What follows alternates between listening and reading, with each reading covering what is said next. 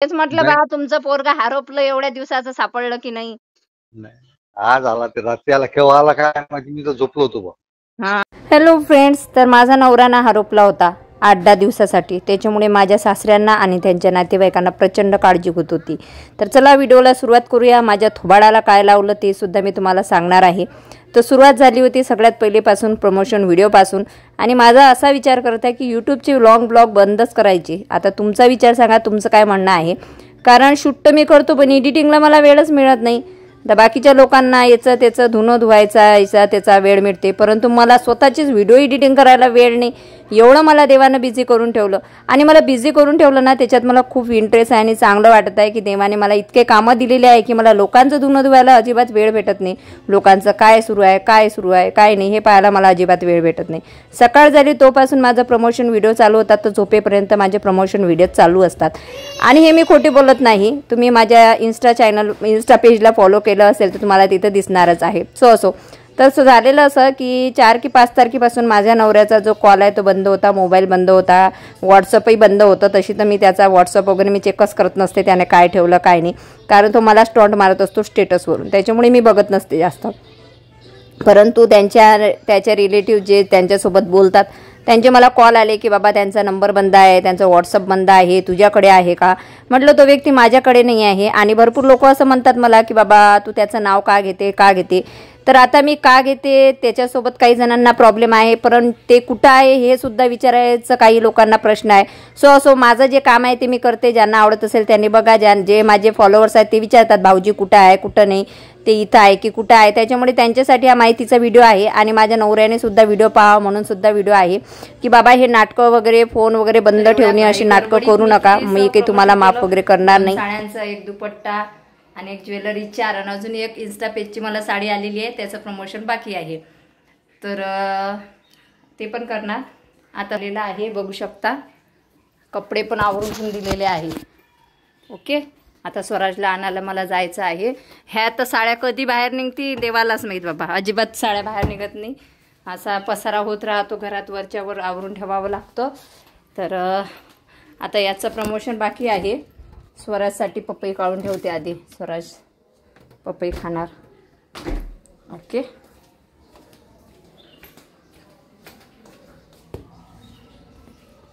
आता स्वराजला घेऊन येऊ. सगळ्यात अगोदर खाली जावं लागेल. तर स्वराज गेलेला आहे क्लासला. आम्ही आलेलो आहोत थोबाड धुवायला आली म्हणून थोबाड अजिबात घरी धुवूनच आणलं नाही मी. आता इथं धुवून भेटलेलं आहे तर कशाला आपण घरून थोबाडा धुवून यायचं, बरोबर की नाही. आणि आज मी शिवलेस घातलेलं आहे बघा, बघून घ्या शिवलेस माझा. मी मंगळसूत्र काढून ठेवलेलं होतं बाई, पण माझी एक मैत्रिणीला ओरडली मला या मंगळसूत्रासाठी म्हणून डबल घालून घेतलं. नवरा काही बोलत नाही, मैत्रिणीच लय पागल करतात. मला मैत्रिणीच लय पागल करतात. कशाला मंगळसूत्र काढला, किती चांगला दिसते. लय चांगला दिसते का हा, सांगा बरं तुम्ही. घातला बाबा काल, नाही आजच घातला वाटतं. तर आम्ही आलेलो आहोत पार्लरमध्ये. दिसलं का? दिसल्यावर सांगत जा मला. Beauty salon, makeup, skin, hair and nails. आपला चेहरा आज आपण इकडून वॉशिंग मशीन सारखा वॉश करून घेणार आहोत. ओके, पण ती मुलगीच आली नाही अजून. हॅलो फ्रेंड्स, तर आपण आलेलो आहोत पार्लरमध्ये. आता इथं आपल्याला चेहरा मस्त धुवून भेटणार आहे. बाई त्यांना माझी भाषा माहित आहे ना. मोहिनी हजारे अशीच बोलते ना, त्यांना माहिती आहे. चला या पार्लर बघून घ्या पहिलं आहे तर. या आहेत मॅडम पार्लरच्या, लाजत आहेत मॅडम. तर इथं डिटॅन वगैरे काय काय चेहऱ्याला करतात.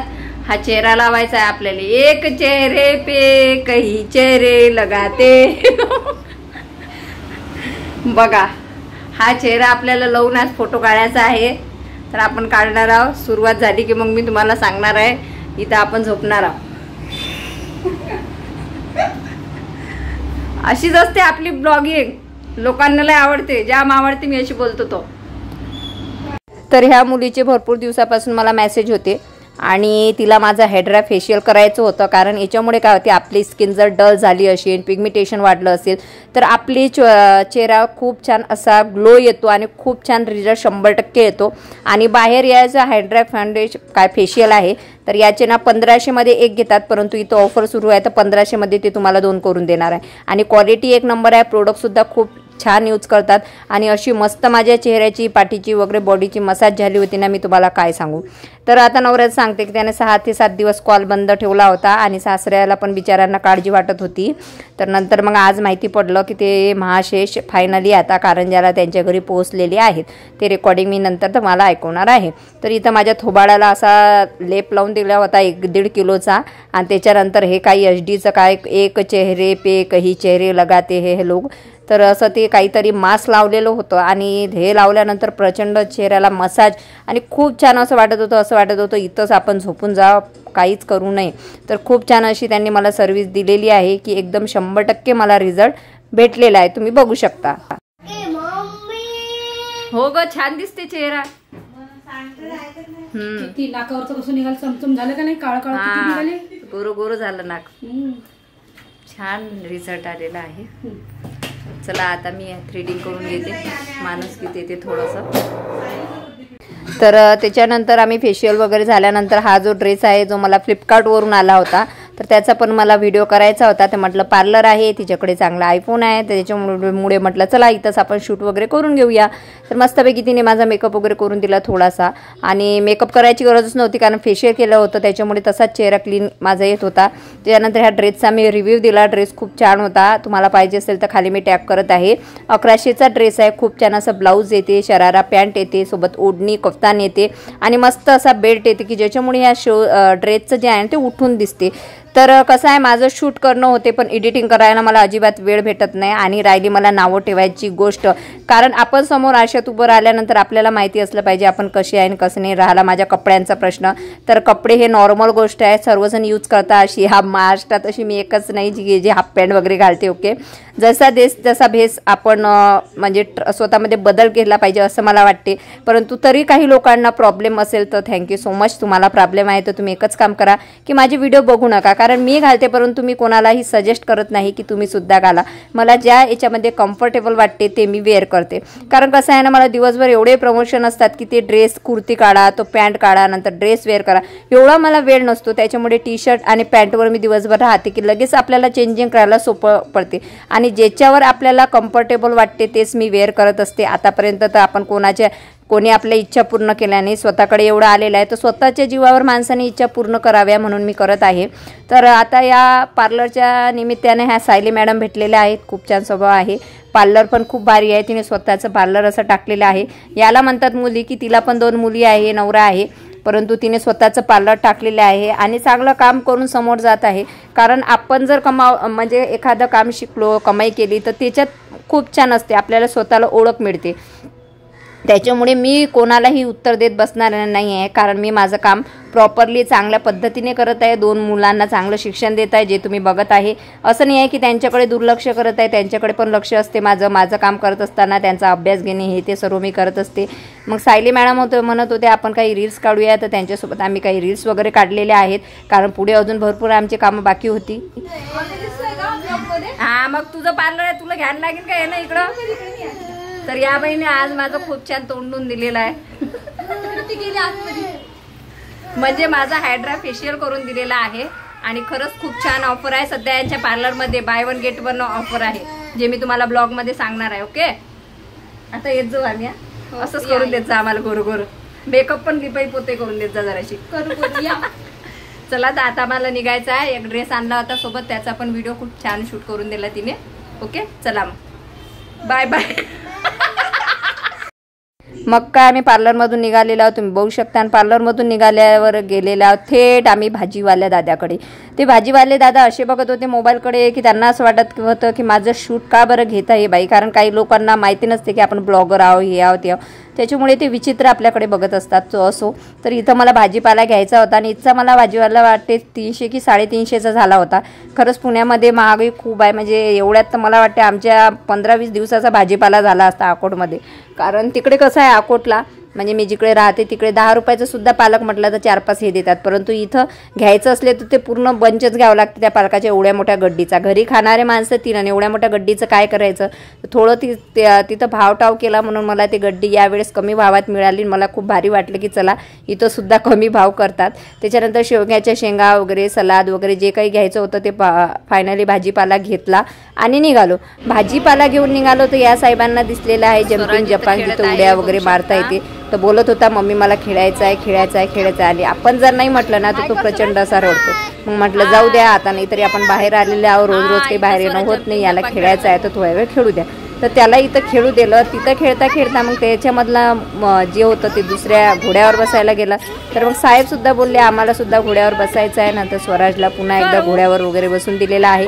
आणि हा ब्लॉग आताचा नाही, याला 8 ते 10 दिवस झाले मला फेशियल करून. तर त्या दिवसचा ब्लॉग मी आज अपलोड करत आहे. याच्यावरून तुम्ही विचार करा की माझं शेड्यूल किती बिझी आहे. मी जर म्हटलं ना तर रेग्युलर मला म्हणजे माझ्याकडे ब्लॉग असतात पण मी पोस्ट करू शकत नाही, कारण मला आधी माझे प्रमोशन व्हिडिओ आहे. इथं महिनाभर एवढे व्हिडिओ टाका, लोकांच्या वाईट कमेंट ऐका, हे ऐका, त्याच्यापेक्षा तिथं जर 2-3 प्रमोशन जरी केले ना तर माझी महिनाभराची कमाई निघते. त्याच्यामुळे जास्तीत जास्त मी लक्ष माझ्या प्रमोशनवर देते. तिकडून आल्यानंतर तुम्ही बघू शकता इथं स्वराज बसलेला आहे. असं नाही की मग माझ्या प्रमोशन त्याच्यात असलं की मी मुलांकडे दुर्लक्ष करणार. इथं आल्यानंतर स्वराजचा अभ्यास घ्यायला सुरुवात केलेली आहे. A फॉर ॲपल, कारण हा त्याचा कोचिंगचा अभ्यास आहे. स्कूलचा वेगळा आहे. स्कूलचा त्याचा होमवर्क त्याच्या कोचिंगच्या मॅडम घेतात आणि कोचिंगचा अभ्यास मी घेते. तर इथं आमचा न्यू बेड टाकलेला आहे बघू शकता. आणि इथं माझ्या पायाला विश्रांती देण्यासाठी गरम थोडासा बरोबर काय बेटा. इथं स्वराजचा अभ्यास पण चालू आहे. आणि स्वराजसाठी बघू शकता खूप छान असा कन्हैयाचा ड्रेस आणलेला आहे बघा. खूप छान कसा हे बघा, 2 बाजूबंद बघा किती सुंदर आलेले आहे. बघा किती सुंदर बाजूबंद आलेले आहेत. बाजूबंद मध्ये दादाचे. तर गोकुळाष्टमीचा ब्लॉग तुम्ही बघितला नसेल तर बघून घ्या, दुसऱ्या चॅनलवर अपलोड झालेला आहे. तर स्वराजला आम्हाला हे पण बनवायचं होतं काना, तर त्याच्यामुळे 500-600चा ड्रेस घेतल्यापेक्षा म्हटलं चला डायरेक्टली आपण रेडीमेड ड्रेस आणूया. त्याच्यासोबत ड्रेस, त्याच्यानंतर मुकुट आणि सर्व ज्वेलरी वगैरे मिळाली होती.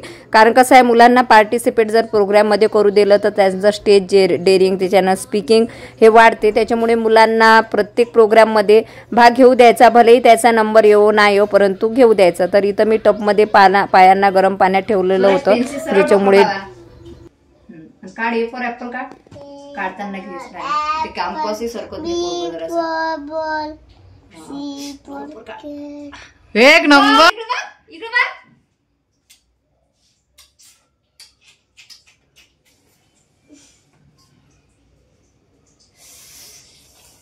ओ माय गॉड, असा रोज अभ्यास करायचा. मग मम्मा तुला रोज एक चॉकलेट देणार. Dairy milk, ice cream. चल ते कोकल आईस्क्रीम. तर काय बेटे तेवढे A फॉर ॲपल पेन्सिल. राणी तो कंपास सरकवतो. चला फ्रेंड्स, तर आता माझं आवरलेलं आहे. आता वाजलेले 11, 11:15 झालेले आहेत. आत्ता आमचं जेवण वगैरे झालेलं आहे. त्याचं असं आहे की स्वराज ना दिवसाला झोपतो, म्हणजे शाळेतून आल्यानंतर तो झोपतो. आणि किती वाजेपर्यंत, आज तर 4:30 वाजता उठलेला आहे. 4:30 वाजता उठला, क्लासला गेला आणि मग मी पार्लरमध्ये गेली होती. खरंच खूप म्हणजे खूप हायड्रा फेशियलने इफेक्ट होतो, बरोबर खरी गोष्ट आहे. आता मला ती प्रत्येक महिन्याला करून देणार आहे. आणि ती बोलली की तुमचं हे सर्व डलनेसपणा वगैरे टाईट की स्किन होते म्हणे त्याने. ठीक आहे, तर चला आता आम्ही झोपतो. स्वराजला खाऊ वगैरे घातलं. जोपर्यंत हा जेवण करत नाही तोपर्यंत मग आमचा जीव लागत नाही. मग त्याला इथं पोयम वगैरे लावून दिल्या ABCD वगैरे अशा की मग तो जेवतो. आता त्याने जेवण केलं मस्तपैकी, दूध पिला तो, है ना. हां, आणि आता झोपायचं आहे. लू आपल्याला गुड नाईट कर सर्वांना. नो जागायचं, अजून बोलायचं. चला लाईक कमेंट शेअर सबस्क्राईब कर. नो त्याचा मूड नाही आहे सध्या. तर चला आता आम्ही झोपतो. बाय बाय सर्वांना. Good night, sweet dream. Video आवडल्यास लाईक कमेंट शेअर सबस्क्राईब करा. नो चलो बाय.